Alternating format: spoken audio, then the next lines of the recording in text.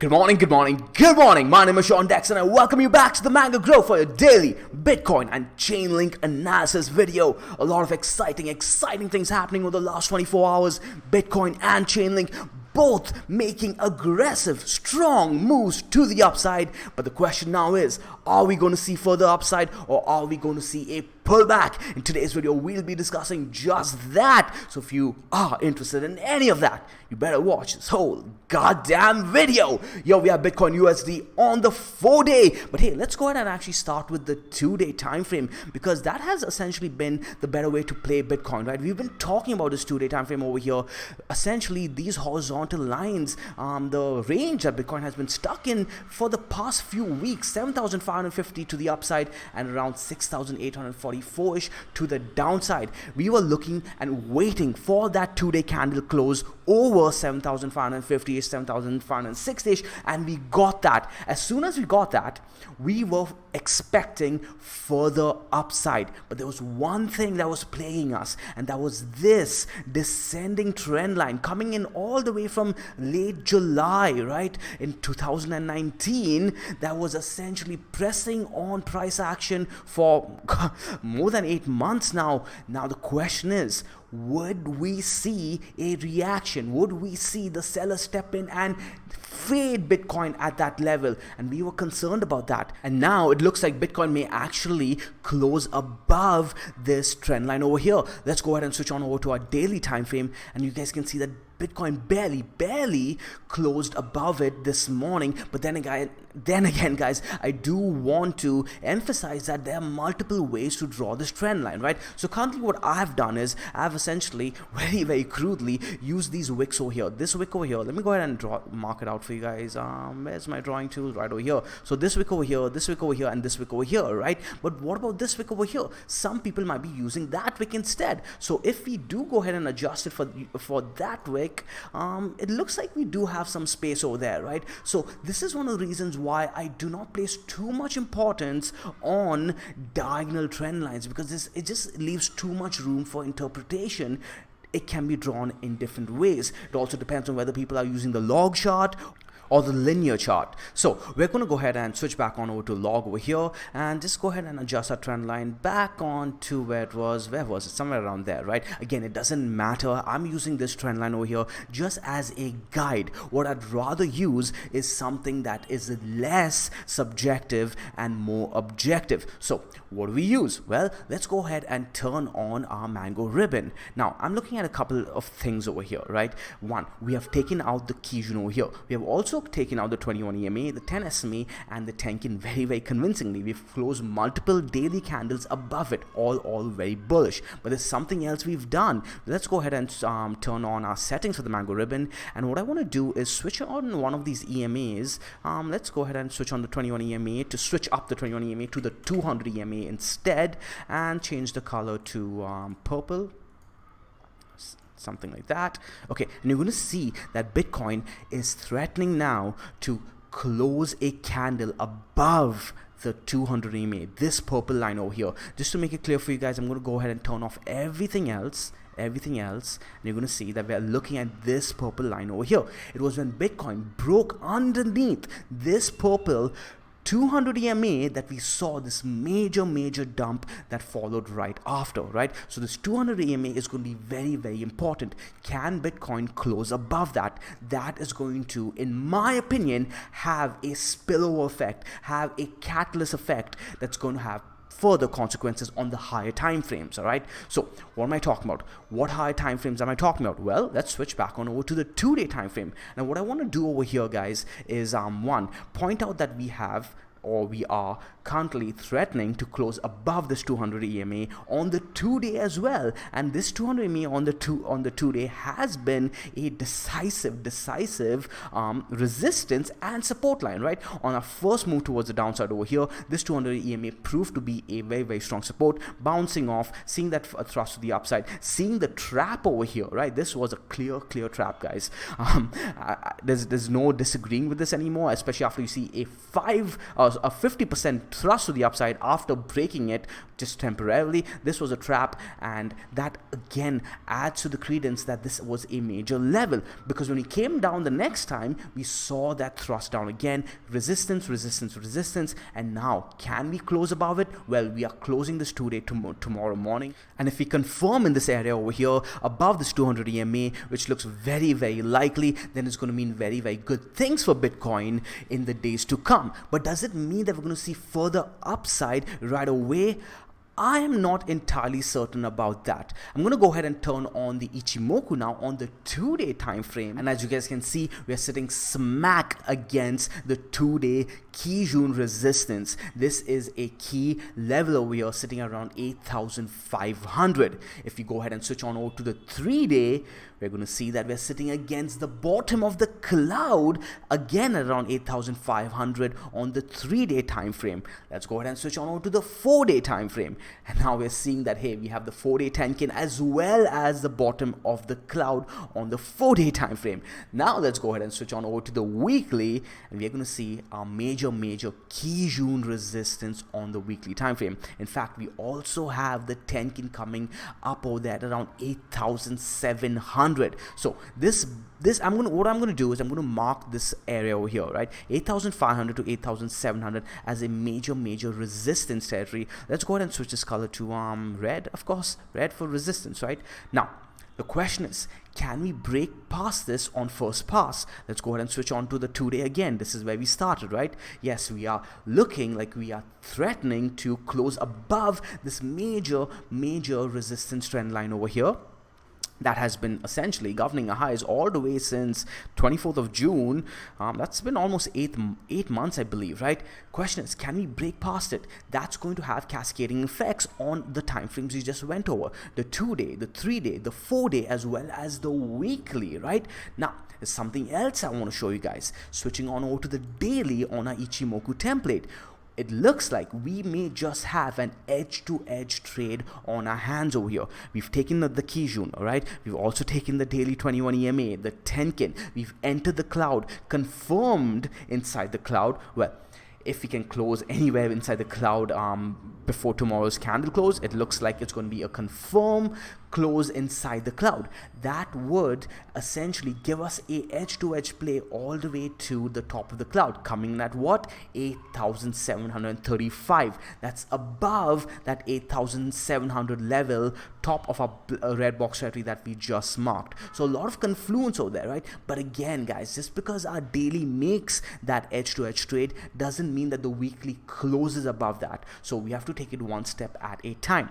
We can play the daily trend, but at the same time, I still want to be cautious because the weekly time frames still has a lot of resistance overhead. Now, I want you guys to keep a special eye on this 200 moving average right over here, sitting around 9,200.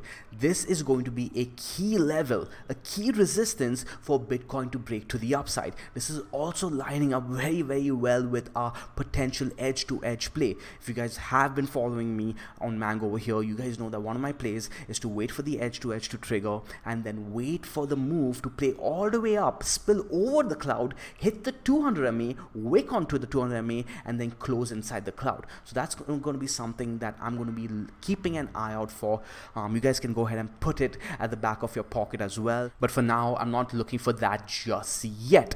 So the question is, what am I looking for? Well, like I said, we do have a lot of resistance over here, right? So I'm not looking to enter any long positions right over here. What I'd be looking for is a long entry at a possible higher low that a lot of bulls will be fishing for. Remember what we talked about in yesterday's video, guys. Essentially, the daily downtrend has been broken, right? Let's go ahead and turn off all our indicators over here, and we'll just keep our horizontals. Actually, let's turn off our horizontals as well. Essentially, this downtrend where we've had our low highs at 7,000 7,800, 7,682, and then 7,533. We broke all of those highs in this major upthrust over here, but we've not set in a higher low just yet. We do have a higher low right over here at 6,821, but I'm looking for another higher low. The question is, where does it come and place itself? Now we can go ahead and turn on our Ichimoku once more, and a level that you guys could be looking for is somewhere around the Kijun as well as the Tenkin, right? Yes, that is a $200 range, but why the hell not, guys? Give yourself some leeway. Far too many people have missed out on positions because they're getting too nitpicky with their entries, right? So you can essentially enter in any well, that's how I'll be looking at it as well. At least I'm not a financial advisor. These are just my thoughts, right? So you can essentially mark out the zone over here, just like I did with Link yesterday, right? And that's how I got an entry. I got 2 out of my entries on Link this morning, and hey, look at that move that we got on Link. 7% on the USD chart, and a good, I think it was a good 10%, right? I'm going to go ahead and switch on over to Link in a bit, but let's go ahead and switch this to a green box territory. So that's a possible entry zone that I'll be looking for. In fact, that also lines up, if we switch on over to our 2-day time frame, with the top of the range that we've been looking at, right? 7,575 to the upside and 6,870 to the downside, right? So we got the break of the range, right? We took a play that morning, but we closed our position out somewhere around here, 8,100ish, 8,050ish to 8,100ish is where I closed my position out. Now I'm looking for a retest somewhere around this region. In fact, I'm going to go ahead and pull my green box territory a little bit lower, and anywhere in that zone I'm going to be basically averaging out my position. I'm going to basically split my position size into 3 and then enter 1 of 3 or 2 of 3 or 3 of 3 positions. Okay, that's essentially what I did for Link, and I'll be talking about that very, very soon. Now, what am I looking for after this? If Bitcoin manages to set in a higher low over here, I'll be looking for further continuation to the upside. The question is, after that, do we see a higher high, or do we see a lower high get rejected and then spill on over to the downside? I'm not an oracle. I'll be taking it one step at a time. This is essentially my plan for now. I'll be fishing or hunting for a higher low entry somewhere around 7,600 to 7,800, right? If we lose this level over here and confirm a daily or 2-day candle close back inside this range underneath 7,550, it's not going to be a good look, but hey, the bulls have a lot of room to play with, like we talked about, right? The low is all the way at 6,850ish. So as long as they hold this low over here, right? As long as they hold this 2-day 200 MA, in fact, everything's going to be hunky-dory. But honestly, I don't want Bitcoin to lose this level over here. It's just going to be easier to play, easier to stick with the trend on the daily, on the 2-day. And hey, if we can manage to start setting in higher lows and higher highs on the daily, just maybe, the weekly is going to start looking very, very pretty. If we start confirming weekly candle closes above this Tenkin and Kijun, it's going to be a very, very good look. Now, what I'm going to do over here, guys, is turn off all our horizontals, all our drawings, and I want you guys to take a look at this Tenkin and this Kijun over here. This Tenkin is essentially converged onto the Kijun, and this is as good as a TK kiss for me. When you see the Tenkin and the Kijun come in that close or touch each other, you often see a retest of the Tenkin and the Kijun before a rejection. Now the question is, do we see a rejection, or do we simply plow right through it and make a move all the way to the top of the cloud, perhaps 10,500? Well, it's too early to talk about 10,500, and it's even too early to talk about a rejection just yet, right? Let's wait to see how the candle closes. We are still on Wednesday. We have almost the entirety of the rest of the week, half of the week to go. So let's be patient, and for now we'll watch the daily, the 2-day, and perhaps even the 3-day time frame. So what are we looking for on the daily? Well, essentially what we looked for on our Link trade yesterday, right? We're looking to buy somewhere around this region, 7,800 to 7,600, right? If we do see that move to the downside, that's going to be a buy for me. Okay, so let's wait for that, guys. Until then, we'll go ahead and enjoy our Link profits. Let's go ahead and switch on over to the Link chart right now and start with some Link BTC analysis. What did we talk about yesterday? Well, let's go ahead and turn off the Kijun for now. We'll just keep our horizontals, and we're looking at this green box territory here yesterday, right? Link essentially making a move past this area over here. I do believe that was the 21 EMA, and yep, the 21 EMA and the Tenkin closing above that. And I said, hey guys, any move between the 21 EMA and the 10 SMA, this region over here, is going to be a buy for me. And we actually got those triggers this morning. If you guys are in the Mango Seed program, we did give you guys a heads up on that. So if you guys did enter those trades, congratulations, good move, because almost instantly, right? Not instantly, but a few hours later, we saw this up thrust to the upside. Now, I'm going to go ahead and turn off our Mango Ribbon again. And you guys can see this green box territory to the upside and this green box territory to the downside, essentially green boxes that I drew weeks ago, months ago, right? The first green box was on our way to the upside when we were long linked through this entire trend, making a lot of money to the upside over here. And then we were watching this green box territory to the downside when Link was beginning to show weakness and it was making our moves and finding support in this area, right? But we kept those we kept both of those drawings, this green box territory at around 27,000 Satoshi to 28,000 Satoshi, and this green box territory at around 24,000 Satoshi, right? And the reason I do that, guys, is because of a very basic concept. When a major resistance level is broken to the upside, that level is likely to flip into a support level on the next pass, and vice versa. When a major support region is broken, like this one over here, when it is broken to the downside, it is likely to flip into resistance. So over here at around 24,000 Satoshi, when he broke to the upside, I kept that green box, because if we do come down there again, that's going to prove to be support. And you saw that right over here, right? We came down, we tested it, bounce, tested, bounce, and again bounce to the upside. And where do we find our resistance? On this green box territory that was initially our support level. And that's exactly where I took my first level of profits, right on the top of this green box. Now, I was actually going to take my first level of profits on the bottom of the green box, but the reason I didn't do that was because I got only 2 out of my 3 positions filled that I was intending on filling, right? So again, basically what I talked about in the Bitcoin segment, I took in my entire position size and divided into 3, so that way I was able to target this entire area as my entry zone, right? That way I was not missing out on a potential trade. I don't like to do the stressful way where I get very nitpicky about my trade and I'm like, I want to enter exactly at this point. I don't like doing that, guys. It's the stress-free way. It's not the Mango way. So I got 2 out of my 3 positions filled. I took some level of profits right over here. I'm still in the trade and I'm waiting. And you might be asking, waiting for what? Well, essentially, I want to see if Chainlink can actually close inside this green box territory at the very least, right? If it can close inside that green box territory, it'll be a very good sign. If not, we may see Chainlink see a small pullback before further upside.